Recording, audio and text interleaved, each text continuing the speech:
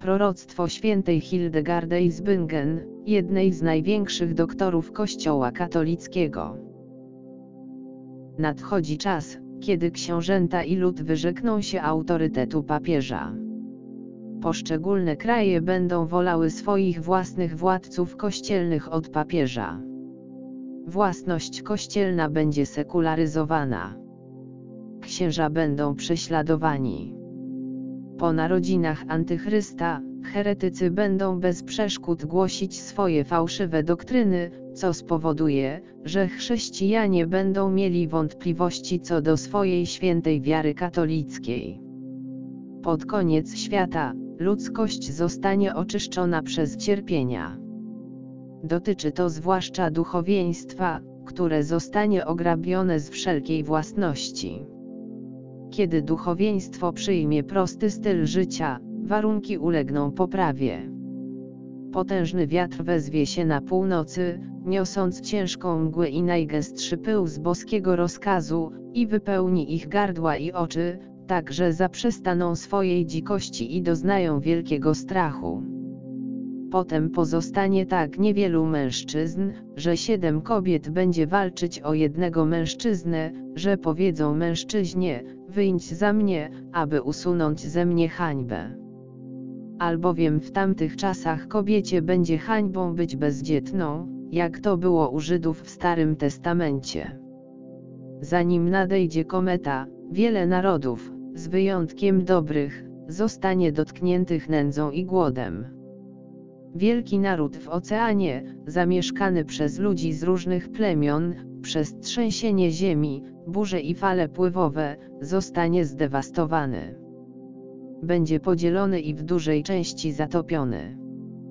Ten naród również będzie miał wiele nieszczęść na morzu, i straci swoje kolonie na wschodzie przez Tygrysa i Lwa.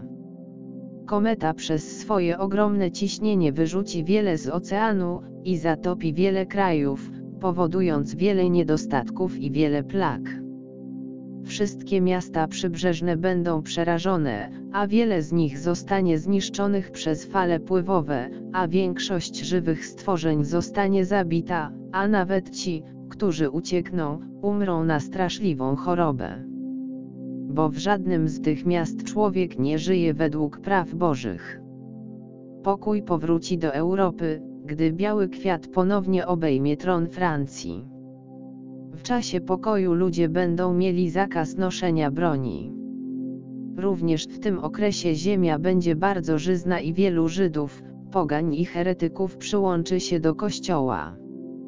Syn zatracenia, Antychryst, który będzie panował, nadejdzie w końcowym dniu trwania świata, w czasie odpowiadającym chwili tuż przed zniknięciem słońca z horyzontu. Po przejściu rozwiązłej młodości wśród bardzo zboczonych mężczyzn i na pustyni, prowadzona przez demona przebranego za anioła światła, matka syna zatracenia pocznie i urodzi nie znając ojca. W innej krainie sprawi, że ludzie będą wierzyć, że jej narodziny były cudem, ponieważ nie wyznaczyła sobie małżonka, i zignoruje to, jak powie, jak ukształtowało się w niej dziecko, które przyniosła na świat. Synem zatracenia jest ta bardzo niegodziwa bestia, która zabije tych, którzy nie chcą w niego uwierzyć, który będzie obcował z królami, kapłanami, wielkimi i bogatymi, kto pomyli się z pokorą i będzie cenił pychę, który ostatecznie ujarzmi cały wszechświat swoimi diabolicznymi środkami.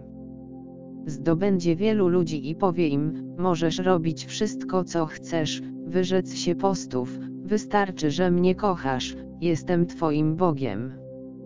Pokaże im skarby i bogactwa i pozwoli im na zamieszki na wszelkiego rodzaju uroczystościach, jak im się podoba. Zobowiąże ich do praktykowania obrzezania i innych praktyk judaistycznych i powie im: ci, którzy we mnie wierzą, otrzymają przebaczenie grzechów i będą żyć ze mną na wieki. Odrzuci chrzest i ewangelizację, odrzuci z pośmiewiskiem wszystkie przykazania. Potem powie do swoich stronników: uderz mnie mieczem i włóż moje zwłoki w odpowiedni całun, aż do dnia mojego zmartwychwstania. Będą wierzyć, że naprawdę poddał się śmierci, a ze swojej śmiertelnej rany zrobi uderzające wrażenie reanimacji. Potem ułoży sobie pewien kod, który jak powie, jest przysięgą salutu, dają wszystkim swoim sługom jako znak naszej wiary w niebo i nakaże im adorować ją. Jeśli chodzi o tych, którzy z miłości Jezusa odmówią oddania tej świętokradczej adoracji Synowi zatracenia, uśmierci ich w najokrutniejszych mękach. Ale będę bronił moich 2 świadków, Henocha i Eliasza, których zarezerwowałem na tamte czasy. Ich misją będzie walka z człowiekiem zła i upominanie go w oczach wiernych, których uwiódł. Będą mieli cnotę dokonywania najwspanialszych cudów we wszystkich miejscach, gdzie Syn zatracenia rozprzestrzenił swoje złe doktryny.